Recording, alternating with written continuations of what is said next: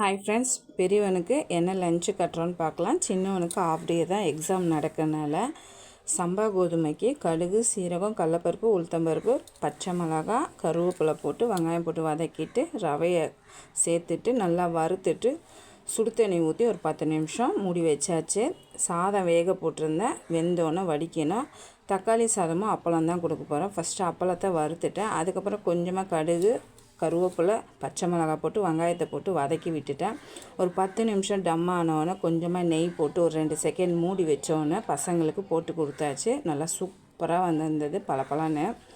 அதுக்கப்புறம் வெங்காயம் வதங்கினோன்னே தக்காளியை சேர்த்து நல்லா தக்காளி மேட்ச் ஆனோன்னே மிளகாத்தூள், கரம் மசாலா போட்டு மூடி வச்சு சூப்பராக தக்காளி தொக்கும் ரெடி ஆகிடுச்சு. கொத்தமல்லி போட்டுக்கோங்க. ஆற வச்ச சாதத்தை போட்டு மிக்ஸ் பண்ணிவிட்டு பையனுக்கு கட்டியாச்சு. சூப்பராக இருந்தது. இந்த வீடியோ பிடிச்சிருந்தா லைக் பண்ணுங்கள்.